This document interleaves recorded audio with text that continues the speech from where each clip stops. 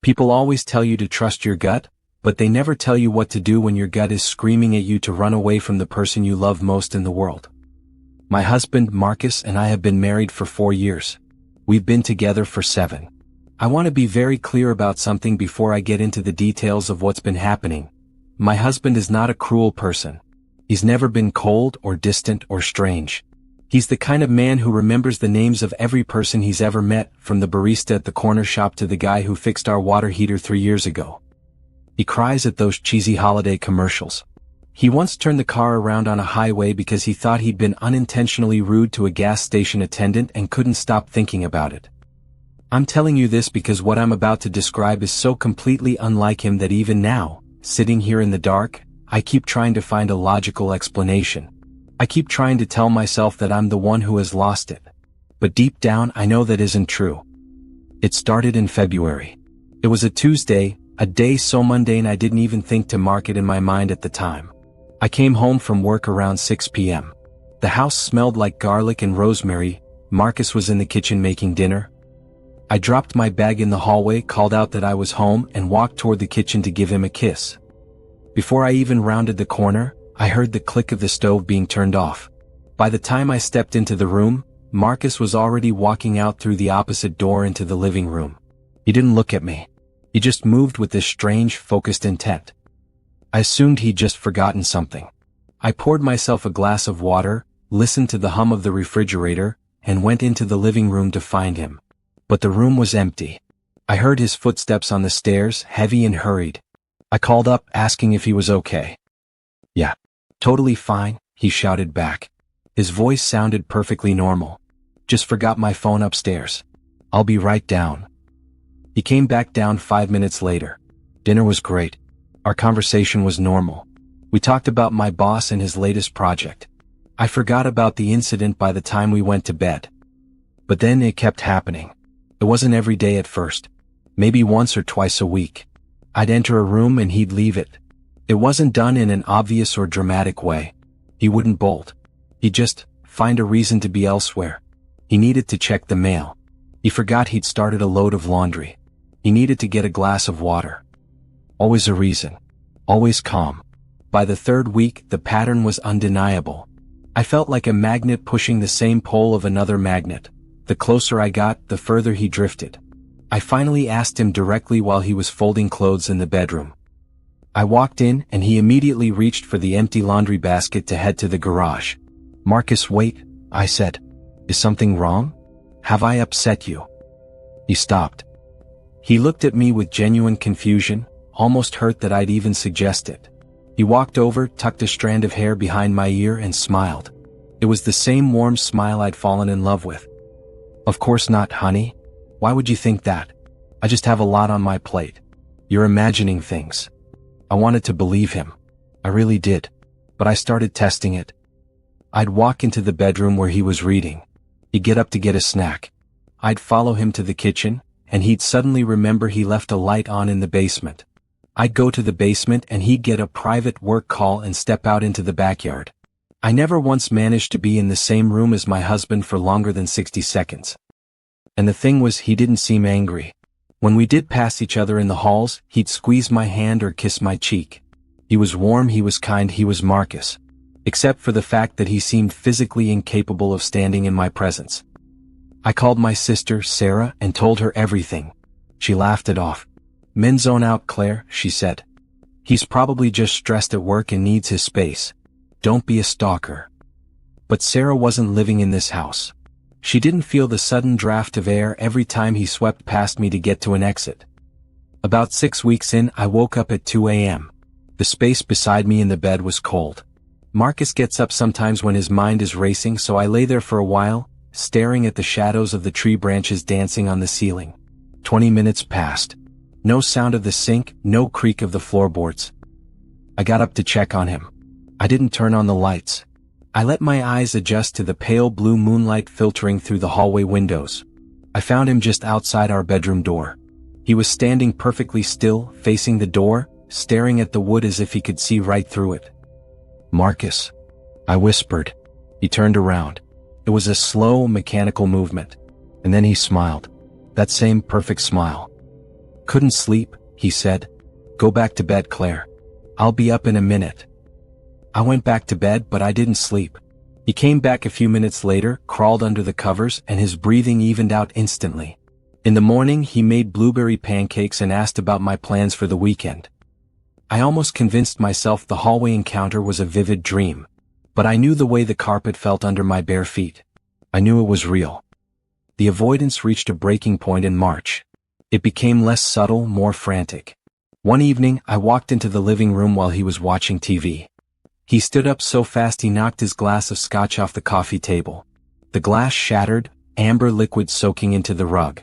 He apologized profusely, laughing it off while his hands shook so violently he could barely pick up the shards. I started sleeping badly or not at all. I'd lie awake listening to the rhythm of his lungs, wondering what had changed. What did he know that I didn't? Was he sick? Was I? 2 weeks ago, my Friday afternoon meeting was canceled. I was home by noon, a rarity. The driveway was empty except for Marcus's car. The house was deathly quiet when I stepped inside. "Marcus." I called out. Nothing. I checked the kitchen, the living room, the office. Nothing. I went upstairs, my heart hammering against my ribs for a reason I couldn't explain. I stood in the hallway and held my breath. That's when I heard it. A low, rhythmic sound coming from the guest room at the end of the hall. We never use that room. It's mostly just a place for extra blankets and old suitcases. It sounded like humming, or maybe chanting. I walked to the door and pushed it open. The curtains were drawn tight, sealing the room in midday artificial night. Marcus was sitting in the far corner, his knees pulled to his chest. He wasn't doing anything. He was just there, in the dark. When the light from the hallway hit him, he looked up. And for a split second, maybe half a second, his face did something I have never seen in 7 years. Every muscle went slack. His jaw dropped. His eyes widened until the whites were visible all the way around the pupils. He didn't look like my husband. He looked like a man staring at his own executioner. He looked absolutely bone-deep terrified of me. Then the mask snapped back on. He blinked, smiled, and stood up, dusting off his jeans. "Hey, you're home early." I was just taking a break from the screens. My eyes were killing me. I didn't argue. I went downstairs and sat at the kitchen table for 3 hours, staring at the grain of the wood. That night I tried one last time. I took his hand across the dinner table. "Marcus, please. Are you okay? Are you scared of something? Is it me?" He squeezed my hand. He looked me dead in the eye and told me I was the love of his life. He told me everything was fine. But his hand was ice cold. Not just came in from the cold. It felt like holding a piece of raw meat from the freezer. That brings me to last night. 3 a.m. Again he was gone from the bed. This time I didn't wait. I threw back the covers and stepped out into the hall. He was in the same spot as before, standing just outside the bedroom door, facing it. But this time his back was to me. And this time he wasn't alone. I don't know how to describe the thing standing next to him. It was tall, impossibly tall. Its head nearly brushed the ceiling. It was just a shape, a void of light, standing perfectly still and facing the bedroom door right along with him. It was as if they were both guarding the door, or waiting for whatever was inside to come out. I stood there for a full minute, frozen. Neither of them moved. They didn't even seem to breathe. Then Marcus tilted his head. Just a fraction of an inch. He didn't turn around. In a voice I didn't recognize, a voice that sounded like it was being squeezed out of a throat filled with gravel, he spoke. "Go back to bed, Claire. Please." The desperation in his voice was what broke me. It wasn't a command. It was a plea. I turned around, went back into the bedroom and locked the door. I've been sitting here on the edge of the bed ever since. The sun is starting to come up now, bleeding a weak, gray light through the blinds. The house is silent. Too silent. I haven't heard him come back up the stairs. I haven't heard the thing move. I'm staring at the bedroom door handle. I've been staring at it for hours. Part of me needs to open it to see if he's still there, to see if the hallway is empty. But another part of me, the part that's been watching my husband retreat for months, is terrified of what might be waiting on the other side. Because I'm starting to realize something. Marcus wasn't leaving the room because he was tired of me. He was leaving the room because he was trying to lead that thing away.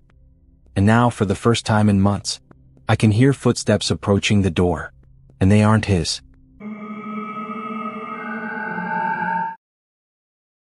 This happened in the spring of 2026, just a few weeks ago. I'm writing this down now because if I keep these thoughts locked inside my own head, I'm afraid they'll start to feel like the truth. And I'm not ready for that. Not yet. Dane and I have been together for 4 years. In that time, you develop a sort of rhythm. You know the exact way your partner takes their coffee, the specific pitch of their laugh when they're actually amused versus when they're just being polite, and the way their breathing changes right before they fall asleep. I knew Dane better than I knew myself. We were that couple, the ones who didn't need to finish sentences because the silence between us was already understood. It was Dane's idea to hike a section of the Appalachian Trail. He'd been talking about it since our second anniversary. He grew up in the suburbs but always had this deep, restless pull toward the wilderness. I was more of a weekend cabin type of person, but his excitement was infectious. By the time we reached the trailhead in Virginia, I had all the high-end gear and a nervous energy that matched his. The plan was simple: 200 miles, 3 weeks, just us in the mountains. The first 14 days were some of the best of my life. It was grueling, don't get me wrong. My calf muscles felt like they were being shredded, and by day 4, I had blisters that made every step a lesson in pain. But there was a beauty in the routine. We'd wake up with the sun, pack the tent in a practiced, wordless choreography, and hike until the shadows grew long and blue across the trail. We'd eat those salt-heavy dehydrated meals, sitting on a log, watching the stars come out through the canopy. We felt invincible. We felt connected. Then came the 3rd week. I can't tell you exactly when it happened, but the environment shifted. We were deep in a stretch where the trees grew thick and the light struggled to reach the forest floor even at noon. It wasn't a visual change, it was a weight in the air. The atmosphere felt heavy, like the barometric pressure had dropped just enough to make your ears pop and your chest feel tight. The birds, which had been a constant soundtrack of chirps and rustling, simply stopped. The silence wasn't peaceful, it was expectant. Dane felt it too. He became internal. The man who used to point out every interesting rock formation or unusual bird was gone. He just hiked. His jaw was set so tight I could see the muscles pulsing in his temple. He stopped looking at the scenery. He just stared at the heels of my boots, following me with a mechanical, grim determination. On the 4th night of that final week, I woke up around 2:15 a.m. The tent felt cavernous and cold. I reached out for Dane's side of the air mattress, but it was empty. I unzipped the rainfly, the sound of the zipper feeling like a gunshot in the dead silence of the woods. I found him about 20 feet away, standing right at the edge of the tree-line. He wasn't using a headlamp. He was just standing there in his thermal undershirt, perfectly still, staring into the pitch-black density of the forest. "Dane?" I whispered. He spun around so violently he nearly lost his footing. The look on his face wasn't fear. It was the look of a man who had been caught doing something shameful. His eyes were wide, catching the faint moonlight, and for a second he didn't seem to recognize me. "Just had to pee," he said, his voice raspy. We went back to the tent, but the energy had curdled. He lay on his back, stiff as a board. I stayed awake for hours, listening to the woods. I heard something out there, a heavy rhythmic snapping of branches. It wasn't the erratic movement of a deer or a bear. It felt deliberate. It moved parallel to our camp, circling us just out of sight. We finished the hike 2 days later. I don't remember much of those last 48 hours.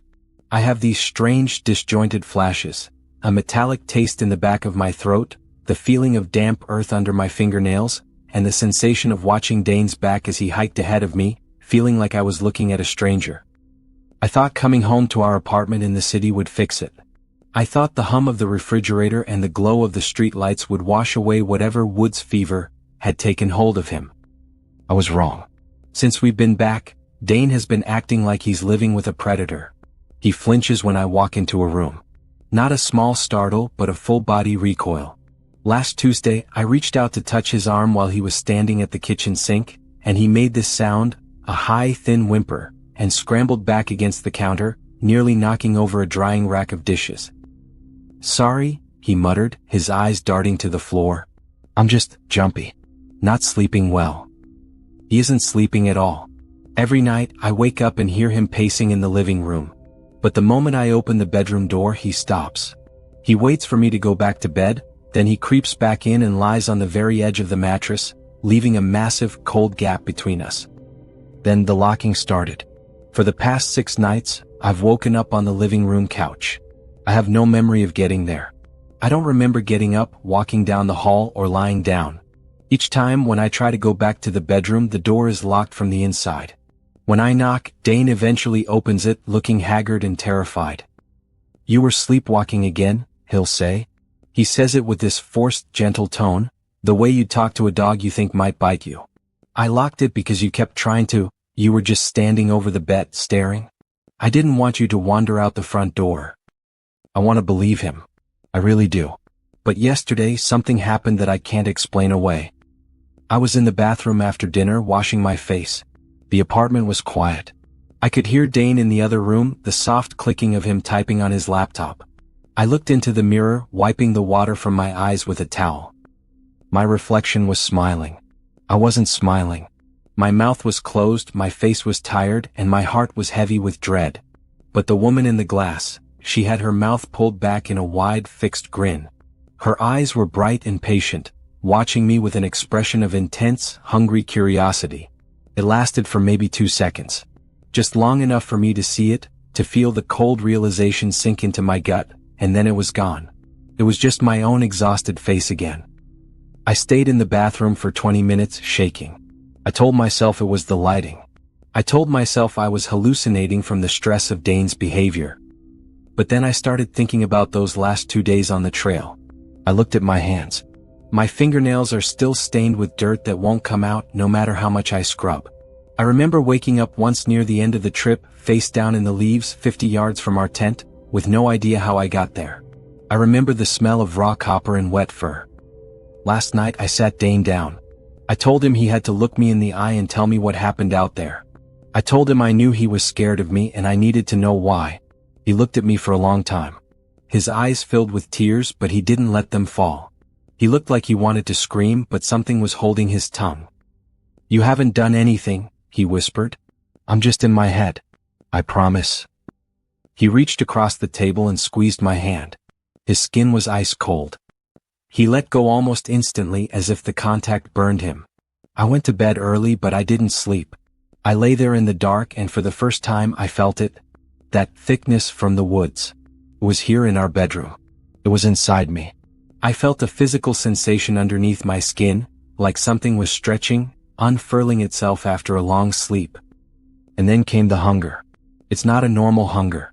It's not for food. It's a hollow, aching void in the center of my chest that feels like it can only be filled by something primal, something raw. I'm sitting on the couch now. It's 3 a.m. The bedroom door is locked. I can hear Dane on the other side, his breathing shallow and rapid. He's pushed a chair against the door handle. I can hear the wood creak. I should be scared. I should be crying. I should be calling a doctor or a friend. But I'm just sitting here in the dark, listening to the sound of his heart beating through the wall. And for some reason I can't stop myself from smiling. It's that same smile from the mirror. What? So patient. I don't know what I am anymore. And the worst part is, I think Dane is right to be afraid. Because as much as I love him, as much as I want things to go back to the way they were, that part of me underneath, the part that came back from the Appalachian Trail, that part is getting very, very hungry.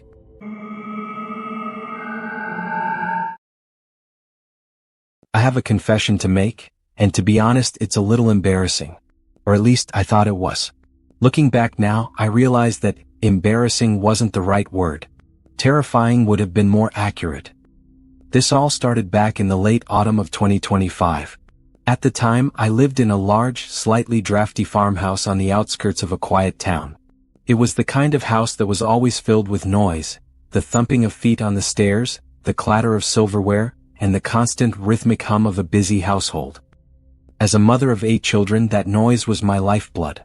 I was the glue holding it all together. I was, as I like to tell myself, super mom. But lately I'd been forgetting things. Started with the small stuff. I'd walk into the kitchen to grab my keys and find myself staring at the toaster, wondering why I was there. I'd lose my phone, only to find it tucked away in the freezer an hour later. I figured it was just the stress. Managing 8 different schedules, 8 different personalities and 8 different sets of needs is enough to make anyone's brain feel a little frayed at the edges. I just needed more sleep. That's what I told myself. The forgetfulness didn't stay small for long. It began to bleed into the parts of my life that should have been second nature. One evening, during our usual chaotic dinner, I looked across the table at my 2 teenage sons. For a split second, my mind went completely blank. I knew they were mine, I knew I loved them, but their names, they were just gone.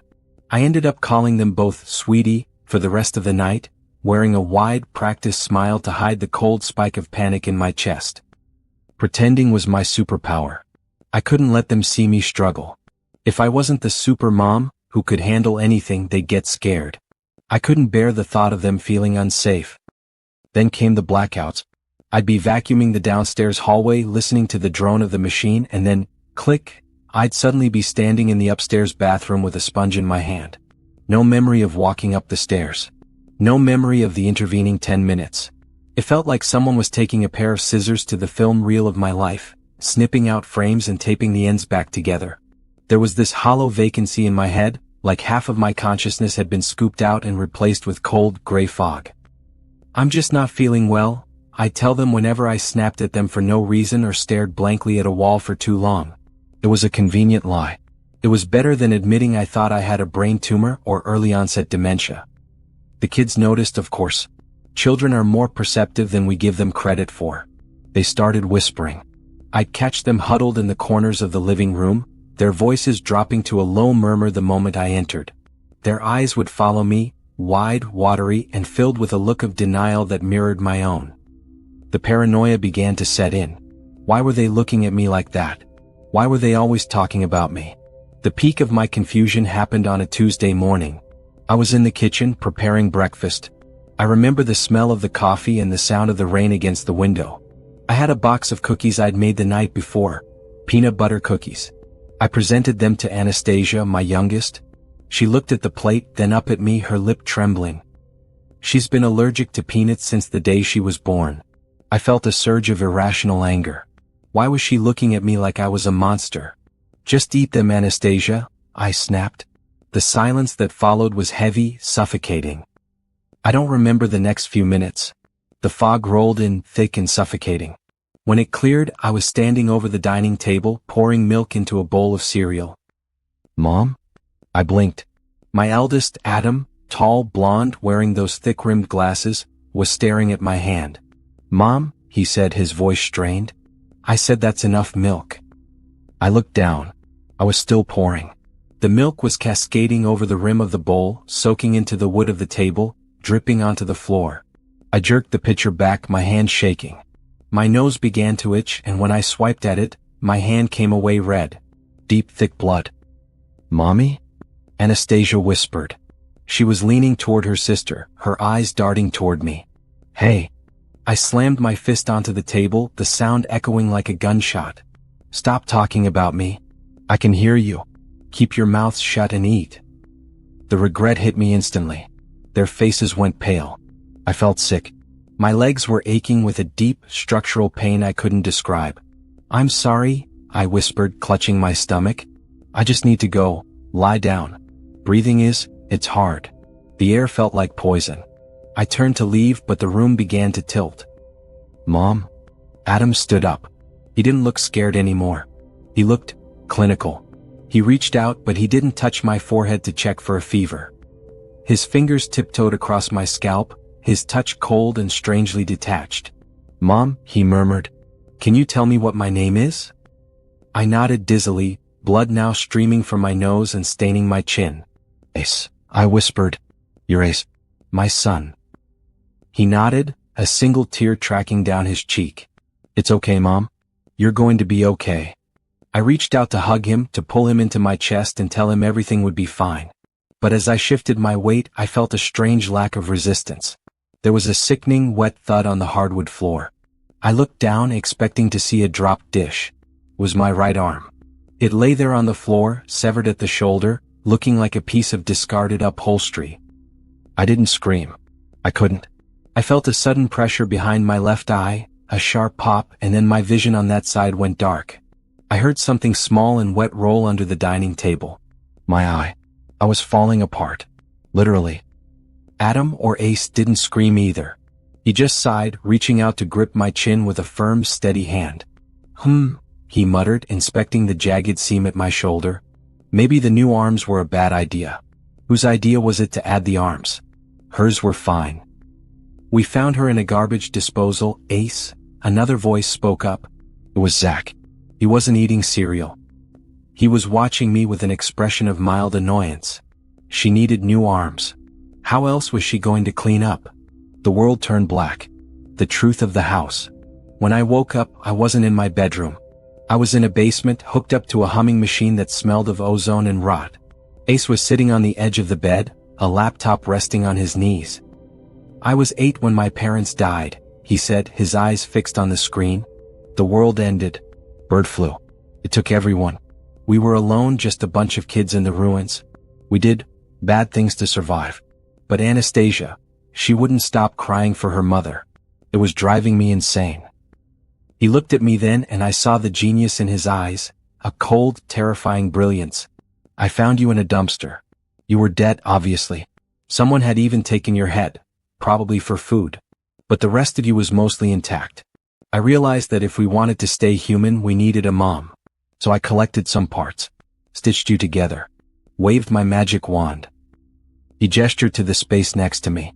A man was lying there. His skull was open, wires protruding from the gray matter.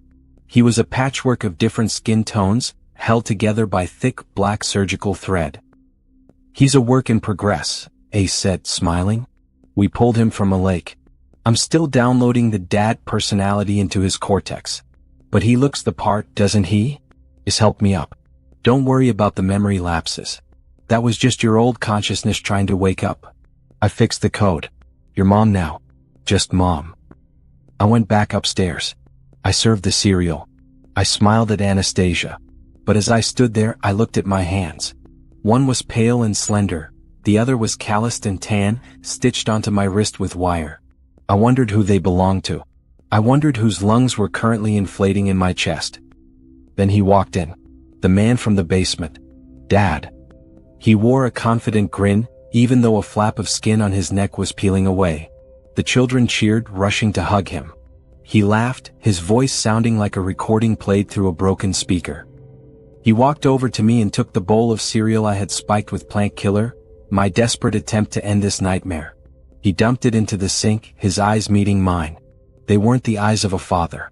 They were the eyes of a man trapped in a cage of dead meat, screaming from behind a digital mask. He grasped my hand so tight I felt the stitches groan. Let's give them something they'll really enjoy, he stammered, handing me a bottle of heavy sedatives. Right, darling? I looked at the 8 children, the 8 little monsters who had built us from the scraps of the dead just so they could play house. Right, I whispered. I started to pour the pills into the bowls. I don't know who I was before this. I don't know whose head I'm wearing. All I know is that the dad is still squeezing my hand, and even though he's smiling, his grip is a plea for help. We're still in that house. If you ever pass a large Victorian farmhouse on the edge of town and see a mother waving from the window, look closely at her arms. Look at how she moves. And whatever you do, don't go inside for breakfast.